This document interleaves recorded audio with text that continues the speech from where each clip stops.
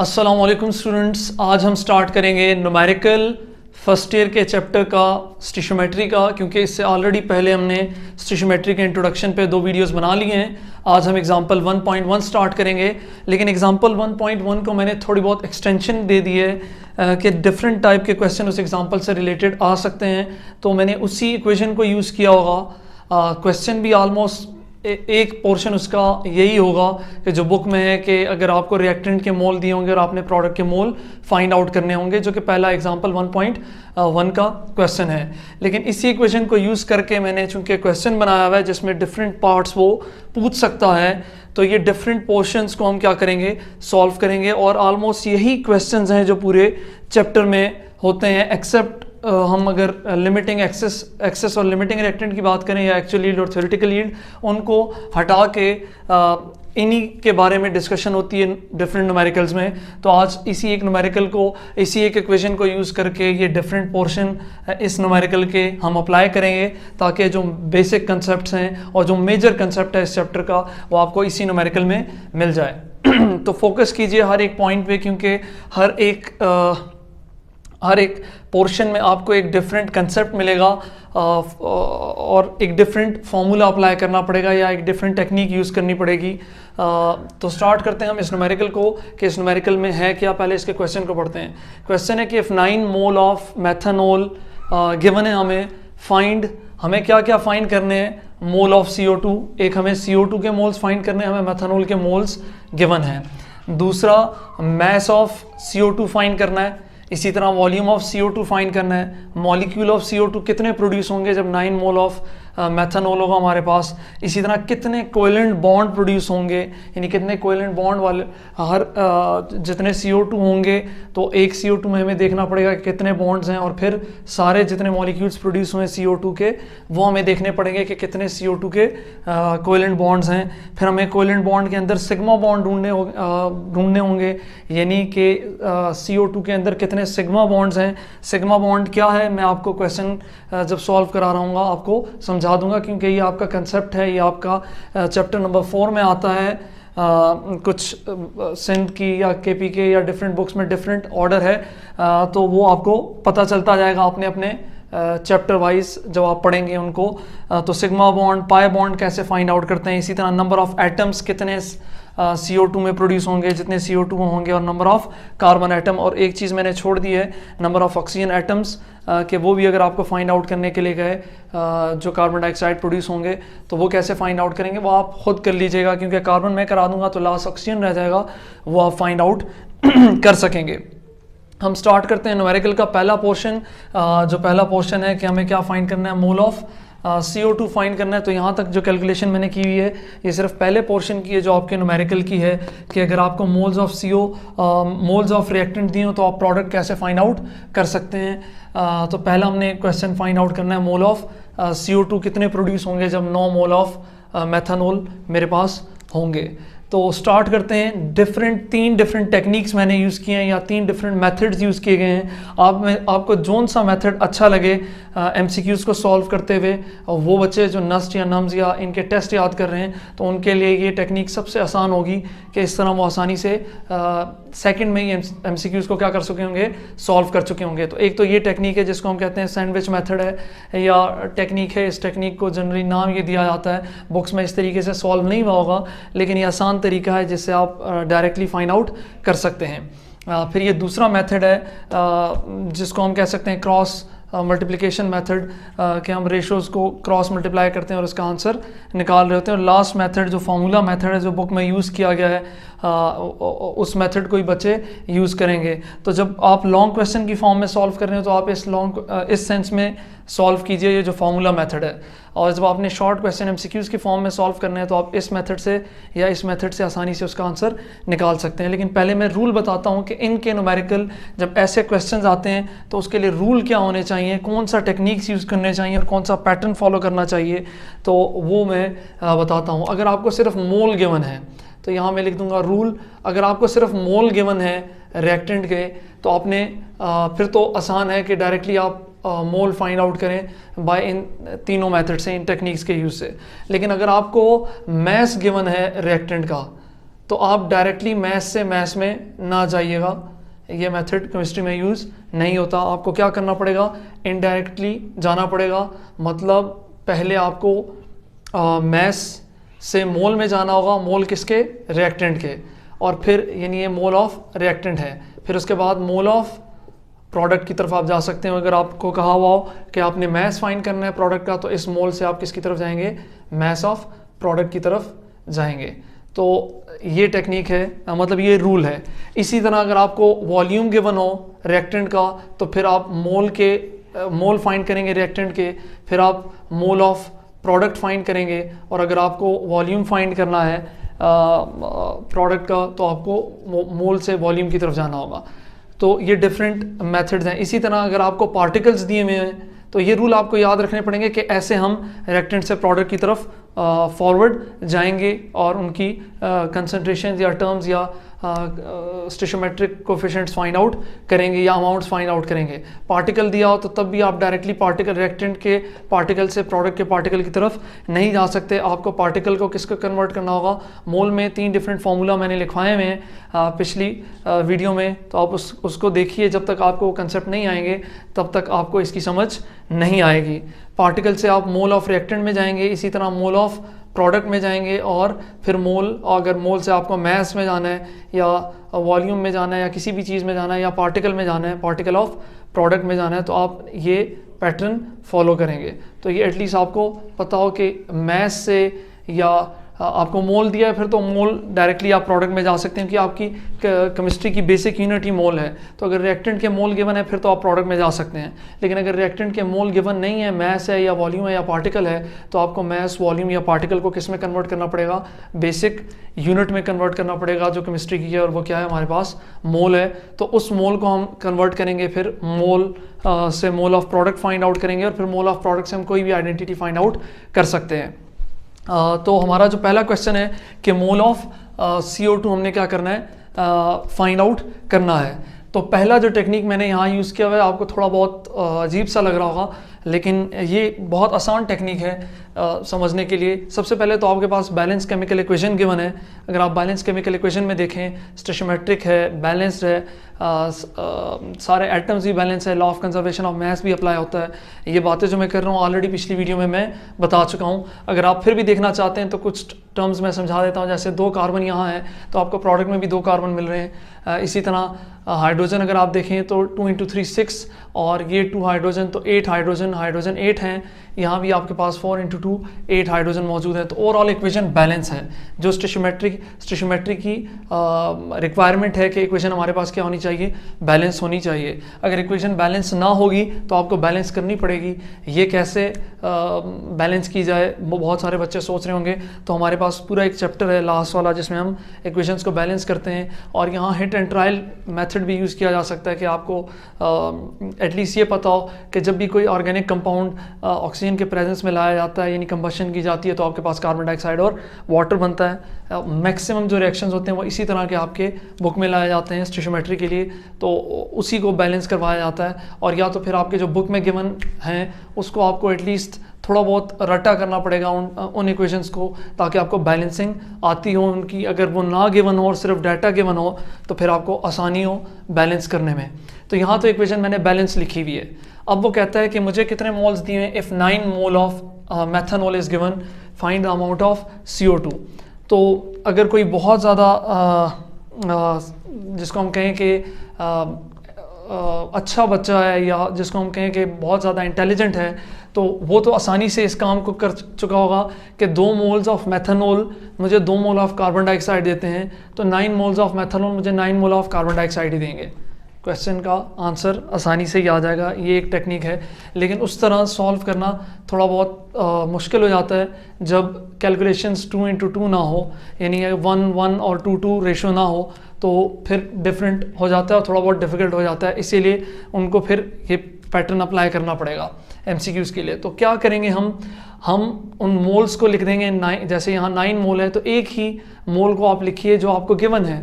आपने 9 मोल लिखा यहाँ मेथनॉल का, जो हमें गिवन है, और 9 को मैं डिवाइड कर देता हूँ उस टर्म पे जो यहाँ स्टेशियोमेट्रिक कोफिशिएंट है या बैलेंस केमिकल इक्वेशन में गिवन है मुझे मेथनॉल का, और वो क्या है 2 है। तो अगर आप 9 को डिवाइड करेंगे डिवाइड बाई 2 तो आपके पास आंसर आएगा 4.5। तो ये नंबर कॉमन है सबके लिए। कॉमन का मतलब क्या है कि अगर आप 2 इंटू 4.5 करते हैं तो आपके पास 9 मोल आते हैं। आपने 9 को डिवाइड किया 2 पे तो आपके पास 4.5 आ रहा है आंसर। ये 4.5 ही आप यहाँ ले आए और आप 3 से मल्टीप्लाई करते हैं जो स्टेशियोमेट्रिक कोफिशिएंट है, तो आपके पास मोल ऑफ ऑक्सीजन आ जाएंगे। आप इसको इन दो मेथड से डिफरेंट तरीक़ों से ऑपरेट करेंगे तब भी आपके पास 13.5 ही आंसर आएगा।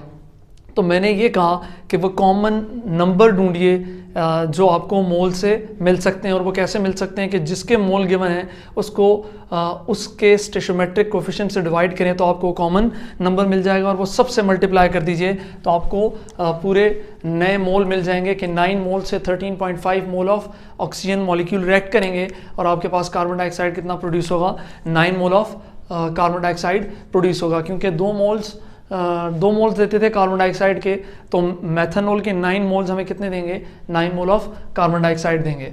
और वाटर कितना प्रोड्यूस होगा, 18 मोल्स। कैसे कि अगर आप यहाँ इन दोनों की रेशो को भी रिलेट करें तो 2 मोल्स जब होते थे तो आपको 4 मोल्स ऑफ वाटर मिलते थे।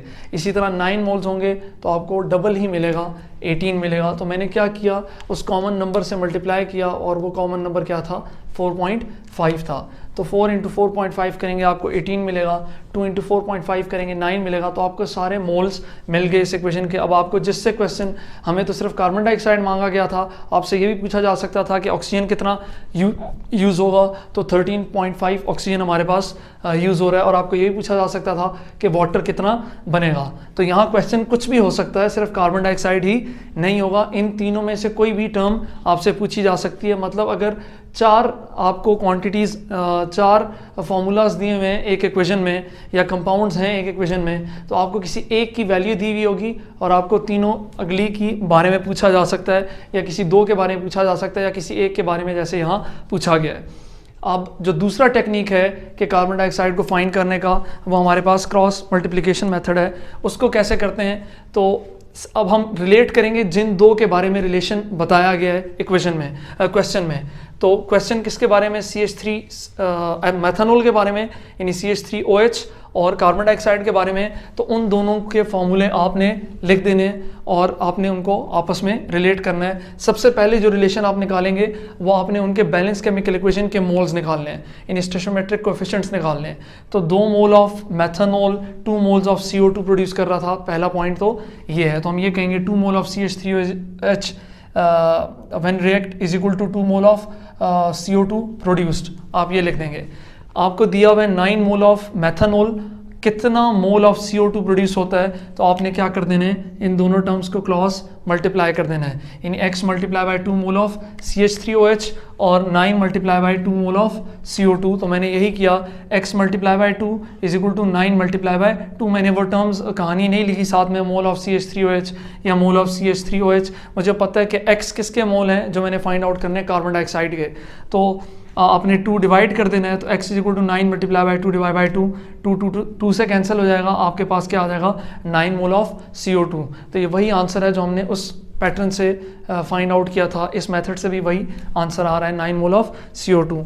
जो तीसरा मेथड है जिसको बुक में किया गया है, अप्लाई किया गया है, वो है कि आपको ये फार्मूला पता हो कि desired quantity is equal to given quantity multiply by conversion factor.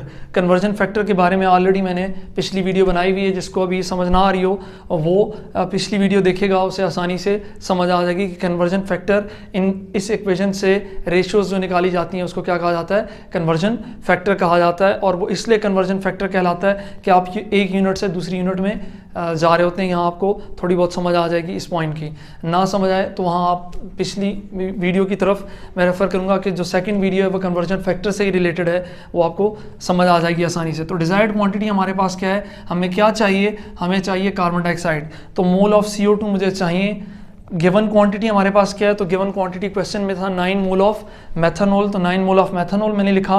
Conversion factor अब मैं वो यूज़ करूँगा कि नीचे मेथनॉल हो और ऊपर कार्बन डाइऑक्साइड हो, क्योंकि मेथनॉल और कार्बन डाइऑक्साइड से ही रिलेट करना है। कार्बन डाइऑक्साइड मुझे चाहिए, मेथनॉल मुझे गिवन है, तो कन्वर्जन फैक्टर यहाँ से किसका उठाया जाएगा, मेथनॉल और कार्बन डाइऑक्साइड की रेशियोज ही उठाई जाएंगी, लेकिन मेथनॉल को नीचे रखा जाएगा ताकि जो मेथनॉल की यूनिट है वो कैंसिल आउट हो जाए मेथनॉल की यूनिट के साथ, और आपके पास जो टर्म्स हैं वो मल्टीप्लाई हो जाएं, और जहाँ डिवाइड होना है वो डिवाइड होकर हमें आंसर दे दें। तो ये 2 से कैंसिल हो जाएगा, तो आपके पास रह जाएगा सिर्फ 9 मोल, और 9 मोल किसके, CO2 के, क्योंकि मोल of CH3OH mole of CH3OH के साथ कैंसिल हो चुके हैं, सिर्फ आपके पास 9 रह गए, और यहाँ मोल ऑफ CO2। तो यहाँ इससे इस क्वेश्चन से भी आंसर आपको किसका मिल रहा है, 9 मोल ऑफ, इस मेथड से भी आपको आंसर यही मिल रहा है, 9 मोल ऑफ CO2। तो ये वो 3 मेथड्स हैं जिससे आप मुख्तलिफ क्वेश्चंस को क्या कर सकते हैं, ऑपरेट कर सकते हैं। अभी मैंने इस न्यूमेरिकल का सिर्फ एक ही पोर्शन ऑपरेट किया है, वो किया है मोल ऑफ CO2। अब मैं स्टार्ट करूंगा कि मैस ऑफ CO2 कैसे फाइंड आउट करते हैं। ऑलमोस्ट पैटर्न यही होगा कि जो मैंने कहा था कि अगर मैस गिवन हो तो फिर आपको मोल में जाना पड़ेगा रिएक्टेंट के पहले, और फिर रिएक्टेंट के मोल से आपको प्रोडक्ट फाइंड करना पड़ेगा। तो मोल तो हमें गिवन है, अब मैं मोल ऑफ CO2 फाइंड करूंगा और उसके बाद mass of CO2 find out करूंगा। तो ये लिख लीजिए, इसके बाद हम मैस ऑफ CO2 फाइंड करते हैं।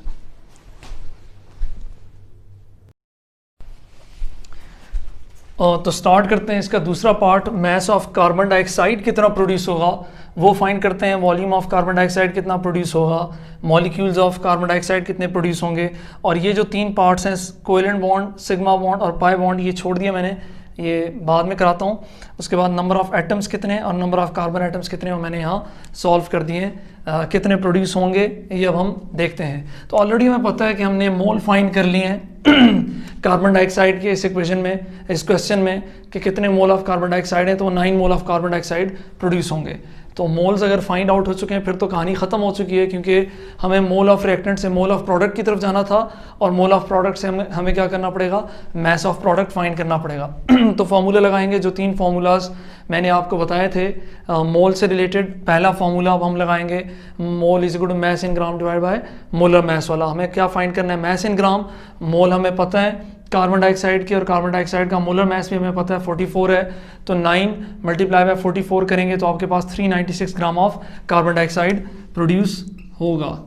कितने मोल से, 9 मोल ऑफ मेथनॉल से 9 मोल ऑफ कार्बन डाइऑक्साइड, जिसका मैस कितना होगा, 396 ग्राम ऑफ कार्बन डाइऑक्साइड होगा। इसी तरह आपने फाइंड करना है कि वॉल्यूम ऑफ CO2 कितना प्रोड्यूस होगा, तो अब आपको दूसरा यानी तीसरा फॉर्मूला लगाना पड़ेगा, जो आपने फर्स्ट ईयर में पढ़ा है, 9th में नहीं पढ़ा, वॉल्यूम से रिलेटेड जो फॉर्मूला है, और वो मैं पिछली वीडियो में बता चुका हूँ। फॉर्मूला क्या होगा, वैसे तो फॉर्मूला है mole is equal to volume of यानी given volume divide by molar volume. तो आपको वॉल्यूम फाइंड करना है या डिजायर्ड वॉल्यूम, फॉर्मूला ये हो जाएगा कि volume of CO2 is equal to mole multiply by molar volume. और मोलर वॉल्यूम की वैल्यू मैंने पिछली वीडियो में भी कहा था कि आपको रटनी है, याद करनी है, जिस तरह आपने एवोगाड्रो नंबर को याद किया हुआ है, इसी तरह मोलर वॉल्यूम एट STP हमारे पास 22.414 है। तो आपको 9 मोल जो गिवन है कार्बन डाइऑक्साइड के मल्टीप्लाई कर दें मोलर वॉल्यूम के साथ, तो आपको मिल जाएगा 201.7 decimetre cube of carbon dioxide का वॉल्यूम प्रोड्यूस्ड हो रहा है, किससे, 9 मोल ऑफ मेथनॉल से। तो ये आपके वॉल्यूम ऑफ CO2 भी फाइंड आउट हो गए। इसी तरह मॉलिक्यूल ऑफ CO2 कैसे फाइंड करेंगे, तो अब वो तीसरा फार्मूला यूज़ करेंगे, वो फार्मूला जो आपने 9th में पढ़ा हुआ है, mole is equal to given molecule divide by Avogadro number, या given particle divide by Avogadro number. चूंकि कार्बन डाइऑक्साइड खुद क्या है, ऑलरेडी हमारे पास कोवेलेंट कंपाउंड है, तो उसका मॉलिक्यूल के रिप्रेजेंटेशन के लिए यूज़ किया जाएगा उसके लिए, तो इसलिए हम कहेंगे molecule of CO2, molecule of CO2 is equal to mole हमें गिवन है, मल्टीप्लाई बाय क्या कर देंगे, एवोगाड्रो नंबर, और एवोगाड्रो नंबर आपको याद रखना होगा, और एवोगाड्रो नंबर की वैल्यू कितनी है, 6.022 मल्टीप्लाई बाय 10 पावर 23। तो जब आप इससे मल्टीप्लाई करेंगे तो आपके पास आंसर आएगा 54.19 मल्टीप्लाई बाय 10 पावर 23 मॉलिक्यूल्स होंगे। तो ये आपके मॉलिक्यूल्स भी फाइंड आउट हो गए।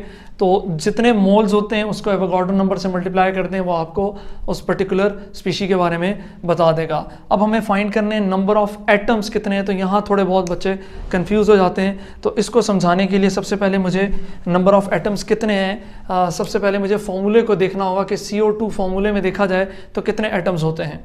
तो CO2 में अगर आप देखें तो आपके पास एक कार्बन है और एक दो आपके पास ऑक्सीजन है, एक कार्बन प्लस 2 ऑक्सीजन, तो ओवरऑल आपके पास कितने एटम्स हैं? 3 एटम्स हैं। तो एक मॉलिक्यूल में आपको 3 एटम्स मिल रहे हैं, एक मॉलिक्यूल में 3 एटम्स मिल रहे हैं। ये पॉइंट समझना इसलिए ज़रूरी है कि जब तक आपको एक मॉलिक्यूल की समझ नहीं आएगी, आपको मोल में समझ नहीं आएगी कि कितने एटम्स होते हैं।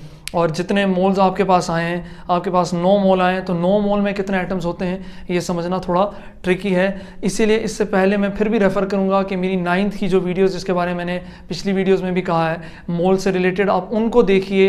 तो जब तक आपको मॉलिक्यूल के अंदर एटम्स का कंसेप्ट समझ नहीं आता, आपको इन न्यूमेरिकल्स में बड़ी प्रॉब्लम होगी। और टेस्ट वगैरह में ये वाले ट्रिकी क्वेश्चन ज़्यादा पूछे जाते हैं बनस्बत ये मैथ्स के बारे में या वॉल्यूम से रिलेटेड। ये थोड़ा बहुत ट्रिकी होता है, बच्चे इधर कन्फ्यूज़ हो जाते हैं। तो स्टार्ट करते हैं उस पॉइंट को जो हम कह रहे थे कि नंबर ऑफ एटम्स कैसे फाइंड करेंगे। हमारे पास मोल्स कितने? 9 हैं। एक मॉलिक्यूल में कितने एटम हैं? तो वो 3 हैं। और साथ में एवोगाड्रो नंबर ऑफ, यहाँ आपने मॉलिक्यूल्स लिखना है, यहाँ एटम्स नहीं लिखेंगे। यहाँ तो हमारे पास मॉलिक्यूल्स हैं, अभी आंसर में हम लिखेंगे एटम्स। तो जो वैल्यू थी आपके पास ऊपर मॉलिक्यूल्स की, उसको आप किससे मल्टीप्लाई कर दो? उस नंबर से जो उस मॉलिक्यूल के अंदर एटम्स हैं। तो अगर आपने देखा हो 9 multiply by 6.022 multiply by 10^23 molecules थे। एक में कितने एटम्स थे? तो 3। तो मैंने 3 को मल्टीप्लाई कर दिया उस नंबर से। 9 मल्टीप्लाई बाय 6.022 मल्टीप्लाई 10^23 था, मैंने उसको 3 से मल्टीप्लाई कर दिया। तो हमारे पास आंसर आया 162 मल्टीप्लाई बाय 10^23 एटम्स। तो ये टोटल नंबर ऑफ एटम्स हैं जो 9 मोल ऑफ कार्बन डाइऑक्साइड में मौजूद होते हैं। फिर क्वेश्चन था कि नंबर ऑफ कार्बन एटम्स कितने होंगे।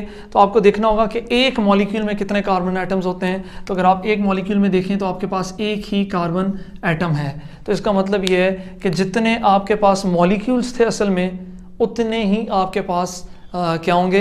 कार्बन के एटम्स होंगे। तो वही नंबर असल में कार्बन एटम्स के लिए भी यूज़ किया जा सकता है, क्योंकि अगर एक मॉलिक्यूल में आपके पास एक कार्बन है तो 10 मॉलिक्यूल में आपके पास 10 ही कार्बन होंगे, 1000 तो हो नहीं सकते। तो इसीलिए आपको इस नंबर को जो लिखा गया है 9 मल्टीप्लाई बाय 6.02 मल्टीप्लाई बाय 10^23, वो नंबर आपने लिख लेना है। लेकिन उसके साथ अब आप मॉलिक्यूल्स नहीं लिखेंगे रिप्रेजेंटेशन के लिए, यहाँ तो आपने मॉलिक्यूल्स ही लिखने, सॉरी, यहाँ भी आप एटम्स ही लिखेंगे, यहाँ भी आप एटम्स ही लिखेंगे, क्योंकि ये सारी वैल्यू तो हमने एटम्स के लिए लिखी है। और यहाँ भी आप एटम्स ही लिखेंगे और आंसर आपका एटम्स ही आने वाला है। और ये भी आंसर ही है, लेकिन उसको हमने सिंप्लीफाइड कर दिया आगे मल्टीप्लाई करके, तो आपके पास एटम्स ही आएंगे। तो नंबर ऑफ कार्बन एटम्स भी आपके पास क्या होंगे? ये इतने ही होंगे जितने आपके पास मॉलिक्यूल्स थे। तो इसमें कंफ्यूज नहीं होना नंबर ऑफ कार्बन एटम्स के बारे में या एटम्स के बारे में या मॉलिक्यूल्स के बारे में। तो अगर एक मॉलिक्यूल एक एटम देता है तो 10 मॉलिक्यूल भी उतने ही एटम्स देंगे। हाँ, जब नंबर ऑफ एटम्स डिफरेंट हो जाते हैं, आपको मैंने जो असाइनमेंट दी हुई है कि number of oxygen atoms find करेंगे, वैसे तो आसान हो चुका होगा। एक मॉलिक्यूल में 2 ऑक्सीजन एटम होते हैं, तो इतने मॉलिक्यूल्स में कितने ऑक्सीजन होंगे? तो आप यहाँ 3 की जगह क्या कर देंगे? 2 लिख देंगे और नंबर ऑफ ऑक्सीजन एटम्स आपके पास आ जाएंगे। अब हम सॉल्व कर लेते हैं उस पार्ट को जिसके बारे में हम कह रहे थे कि कोवेलेंट बॉन्ड्स और सिग्मा बॉन्ड और pi bond, total number of covalent bonds, total number of sigma bond और total number of pi bonds कितने प्रोड्यूस होते हैं कार्बन डाइऑक्साइड के 9 मोल्स के साथ, या कितने बॉन्ड्स हमें मिलते हैं 9 मोल ऑफ कार्बन डाइऑक्साइड के साथ। तो वो हम देख रहे हैं, मतलब हम इस पोर्शन को सॉल्व कर रहे हैं अब। कोवेलेंट बॉन्ड, सिग्मा बॉन्ड और पाई बॉन्ड। पहले कोवेलेंट बॉन्ड समझा देता हूँ कि नंबर ऑफ कोवेलेंट बॉन्ड्स कितने हैं, फिर उसके बाद मैं समझाऊंगा कि सिग्मा बॉन्ड कहते किसे हैं और पाई बॉन्ड कहते किसे हैं, और कितने नंबर ऑफ सिग्मा और पाई मिलते हैं उसको डिस्कस करते हैं। तो सबसे पहले हमें ऑलरेडी पता है कि 9 mole of carbon dioxide produce हुए हैं, ये क्वेश्चन चला आ रहा है स्टार्टिंग से ही। और कितने मॉलिक्यूल हैं प्रोड्यूस हुए हैं वो भी हमने फाइंड आउट कर लिया अभी। अगर आपने दोबारा देखना है तो मॉलिक्यूल्स को, क्योंकि बॉन्ड को समझने के लिए कि कितने नंबर ऑफ बॉन्ड प्रोड्यूस होते हैं, हमें मॉलिक्यूल का पता होना ज़रूरी है। तो मॉलिक्यूल ऑफ CO2 हमारे पास कितने थे? मोल मल्टीप्लाई बाय एवोगाड्रो नंबर। हमारे पास मोल कितने थे? 9, और उसको एवोगाड्रो नंबर से मल्टीप्लाई किया तो 54.19 multiply 10^23 molecule of CO2 produce हुए थे। अब अगर मैंने देखना है कि इतने मॉलिक्यूल्स ऑफ CO2 में मेरे पास कितने बॉन्ड्स बनते हैं टोटल, उसको कैसे फाइंड आउट किया जाए, तो पहले मुझे देखना पड़ेगा कि इनमें से, इन हज़ारों या मिलियंस मॉलिक्यूल्स में से मैं एक मॉलिक्यूल ऑफ CO2 उठाता हूँ और उस मॉलिक्यूल का इंटरनल स्ट्रक्चर देखता हूँ कि उसमें कितने बॉन्ड बने हुए हैं। तो यहाँ मैंने स्ट्रक्चर ड्रा किया हुआ है। अगर आप देखें कार्बन डाइऑक्साइड का लीनियर स्ट्रक्चर होता है, आपने 9th में पढ़ा था, स्ट्रक्चर ड्रा किया हुआ था कि कार्बन डबल बॉन्ड बनाता है ऑक्सीजन के साथ और कार्बन दूसरे ऑक्सीजन के साथ भी डबल बॉन्ड बनाता है। और आपको ये पता है कि ऑक्सीजन मैक्सिमम कितने डबल बॉन्ड बना सकता है, 2। उसकी वजह ये है कि ये ऑक्टेट फॉलो कर रहा होता है, सेटिस्फाई कर रहा होता है 2 ही बॉन्ड से अपने ऑक्टेट को। इसी तरह ये वाला ऑक्सीजन भी ऑक्टेट फॉलो करता है और कार्बन भी ऑक्टेट फॉलो करता है जब वो 4 बॉन्ड बनाता है। तो ओवरऑल अगर आप देखें तो यहाँ कितने बॉन्ड बने हुए हैं, 4 ही बॉन्ड बने हुए हैं एक मॉलिक्यूल के अंदर। तो अगर एक मॉलिक्यूल में 4 बॉन्ड्स हैं तो फिर इतने मॉलिक्यूल्स में कितने बॉन्ड होंगे, वो आपको उस टर्म को मल्टीप्लाई कर देना होगा नंबर ऑफ मॉलिक्यूल्स के साथ, तो आपको आसानी से नंबर ऑफ बॉन्ड्स मिल जाएंगे। फिर आपको मैं पहले यहाँ सिग्मा बॉन्ड और पाई बॉन्ड के बारे में बता देता हूँ। तो किसी भी 2 एटम्स के बीच में, जैसे CO2 को मैं यहाँ ड्रॉ करता हूँ, C बॉन्ड, ऑक्सीजन और कार्बन में जो पहला बॉन्ड बना है इसको कहते हैं सिग्मा बॉन्ड। क्या कहते हैं इसे? Sigma bond. इसी तरह इस कार्बन और इस ऑक्सीजन में भी जो पहला बॉन्ड बना है ये भी हमारे पास क्या होगा? Sigma bond. तो किसी भी 2 एटम्स के बीच में जो पहला बॉन्ड बनेगा उसको हम क्या कहेंगे? Sigma bond. और उसी एटम के बीच में जब ऑलरेडी बॉन्ड बना हुआ है और अगर कोई और बॉन्ड बन जाए उनके बीच में, तो फिर वो वाला यानी दूसरा जो बॉन्ड किसी भी एटम में जो ऑलरेडी पहले बन चुके हैं और उसके बाद कोई दूसरा बन रहा है, तो उस बॉन्ड को हम क्या कहते हैं? Pi bond. तो इसका मतलब हमारे पास 2 सिग्मा बॉन्ड हैं और 2 पाई बॉन्ड हैं एक मॉलिक्यूल के अंदर। ओवरऑल 4 बॉन्ड हैं, 4 कोवेलेंट बॉन्ड हैं और 4 कोवेलेंट बॉन्ड में 2 सिग्मा बॉन्ड हैं और 2 ही पाई बॉन्ड हैं एक मॉलिक्यूल में। और हमें तो फाइंड करने इतने नंबर ऑफ मॉलिक्यूल्स में कितने टोटल नंबर ऑफ बॉन्ड्स हैं, कितने सिग्मा बॉन्ड हैं और कितने हमारे पास पाई बॉन्ड हैं। तो सबसे पहले हम फाइंड करेंगे टोटल नंबर ऑफ बॉन्ड। तो ऑलरेडी आपको ये पता चल चुका है कि number of bonds in 1 molecule is equal to 4 और number of bonds in 54.19 multiply 10 power 23 molecules में कितने नंबर ऑफ बॉन्ड्स हैं, तो आप उस टर्म को मल्टीप्लाई कर देंगे ऊपर वाले मॉलिक्यूल्स के वैल्यू के साथ, या नंबर ऑफ मॉलिक्यूल्स जो हमें गिवन होंगे उनके साथ हम मल्टीप्लाई कर देंगे। तो 4 multiply by 54.19 multiply by 10 power 23 हमें आंसर देता है 216.76 मल्टीप्लाई 10 पावर 23। लेकिन यहाँ अब आप लिखेंगे बॉन्ड्स, क्योंकि हमने बॉन्ड्स फाइंड किए हैं, कोई और चीज़ फाइंड आउट नहीं की। तो आपको पता हो कि एक मॉलिक्यूल के अंदर कितने बॉन्ड्स हैं और फिर उन मॉलिक्यूल्स वो भी आपको पता हो, तो आप मल्टीप्लाई करें उस नंबर ऑफ बॉन्ड्स को उन टोटल नंबर ऑफ मॉलिक्यूल्स के साथ, तो आपको नंबर ऑफ बॉन्ड्स मिल जाएंगे उन मॉलिक्यूल्स में। तो हमारे पास इतने मॉलिक्यूल्स थे, एक मॉलिक्यूल के अंदर 4 बॉन्ड्स थे, तो 4 बॉन्ड मैंने मल्टीप्लाई किए 54.19 मल्टीप्लाई 10 पावर 23 से, तो हमारे पास आंसर आया टोटल नंबर ऑफ बॉन्ड्स का। फिर अगला क्वेश्चन था उसका कि number of sigma bonds find करें। तो सिग्मा बॉन्ड मैंने बताया था कि एक मॉलिक्यूल में, अब CO2 के मॉलिक्यूल में हमें पता है कि जो पहले किसी भी 2 एटम के बीच में जो पहला बॉन्ड बनता है वो सिग्मा होता है। तो अगर आप यहाँ देखें कार्बन और ऑक्सीजन के बीच में जो पहला बॉन्ड बना था वो भी सिग्मा, इस तरह इस कार्बन और ऑक्सीजन के बीच में जो पहला बॉन्ड बना था वो भी सिग्मा। तो ओवरऑल एक मॉलिक्यूल में 2 सिग्मा बॉन्ड हैं। तो इसका मतलब हमें 2 मल्टीप्लाई बाय वो मॉलिक्यूल्स करने पड़ेंगे। तो एक मॉलिक्यूल में 2 सिग्मा बॉन्ड, तो उन मॉलिक्यूल्स में कितने होंगे? तो 2 मल्टीप्लाई बाय 54.19 मल्टीप्लाई 10 पावर 23, तो आपको मिल जाएंगे नंबर ऑफ सिग्मा बॉन्ड। यहाँ आप खुशकिस्मती कहें कि यहाँ आप कहें कि यार हमें बाय चांस ऐसा हुआ कि जितने नंबर ऑफ सिग्मा बॉन्ड थे उतने ही हमारे पास नंबर ऑफ पाई बॉन्ड भी एक मॉलिक्यूल में थे। तो इसका मतलब ये कि नंबर ऑफ पाई बॉन्ड भी इस मॉलिक्यूल में क्या होंगे? सेम ही होंगे जितने नंबर ऑफ सिग्मा बॉन्ड हैं। तो वही वैल्यू होगी 108 मल्टीप्लाई 10 पावर 23 सिग्मा और 108 मल्टीप्लाई 10 पावर 23 आपके पास पाई बॉन्ड्स।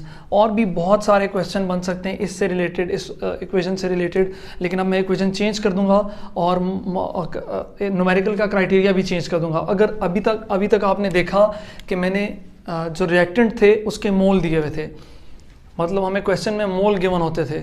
अब क्वेश्चन में चेंज कर दूंगा, न्यूमेरिकल भी चेंज कर दूंगा। अब मैं कहूँगा कि मुझे मैस गिवन है रिएक्टेंट का, तो मुझे ये सारे टर्म्स फाइंड करने हैं जो मैंने यहाँ लिखे हुए हैं कि mole of product, mass of product, volume of product, molecule of product, bonds in product, ionic bonds in product और फिर फार्मूला यूनिट्स इन प्रोडक्ट भी हो सकता है। तो अब मैं मोल नहीं, तो क्वेश्चन इस तरह चेंज होता जाएगा, इक्वेशन भी चेंज कर दूंगा। पहले मोल थे, अब मैं मैस ऑफ रिएक्टेंट रखूँगा और मैं मोल ऑफ प्रोडक्ट भी कह सकता हूँ कि फाइंड आउट करें, इसी तरह मैस ऑफ प्रोडक्ट भी फाइंड करें, इसी तरह molecule of product find out करें। तो 4 डिफरेंट टाइप के इस तरह के क्वेश्चन ऑपरेट हो सकते हैं। इस तरह एक्सटेंडेड क्वेश्चन आएंगे नहीं, इतने एक्सटेंडेड होगा, कोई 1-2 पोर्शन इसमें आएगा, लेकिन इसमें आपके चैप्टर कवर हो जाएंगे।